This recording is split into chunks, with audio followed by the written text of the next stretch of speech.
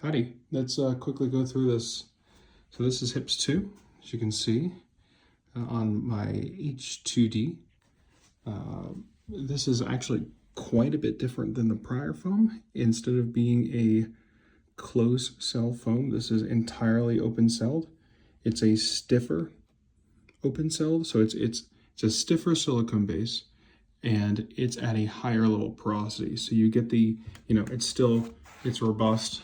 It's the thermal conductivity is 40% less at the 10 millimeter thickness as it was before. So we're actually able to get away with 10 millimeters up here and standardize across the whole system versus, before it was 10, 10, 15 up here. It saves a lot of cost. It lets the whole thing come into a $200 price point.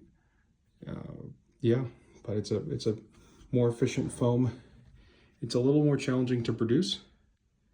In this case, it took a long time to figure out the right adhesive to put on the back of this.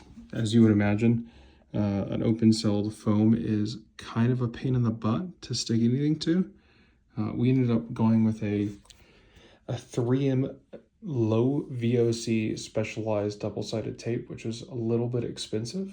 It's not the standard backing material that we've used in the past. But yeah, it's been reliable. I guess the only disadvantage, particularly though this pertains to the H2D size, is it can be a little bit of a challenge, at least on your first run, to put these panels on. When I put these on initially, it took me a couple goes to get the alignment correct. And as you can see, the alignment from the left panel to the right side panel, I got the height a little bit messed up, but it doesn't really matter. I put tolerance in there for the reason, and I'm much more of a utility follows form person.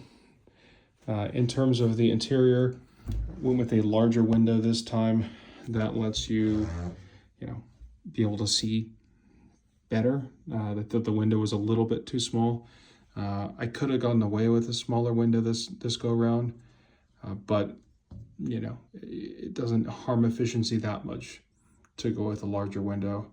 And I've gotten really used to using these with the lighting on the new H2Ds, and just, it's real. The lighting is phenomenal in these machines, so I wanted a big window. I did try it with a fully covered window. The difference was pretty marginal. I figured this would be, and it fits the not necessarily iconic look of HIPS, but they're very different looking. Whether it be an X1 or an H2D or a P1S, they're very different looking machines. How do you guys feel about the blue in general? The planned color is to go with a black, and that's not necessarily black. It's a very dark gray, because black, I just haven't been able to get the pigments quite consistent enough. I'm not really happy with the black colors. If you guys want to see that, I'd be happy to show what the black looks like. But yeah, I'm just not confident.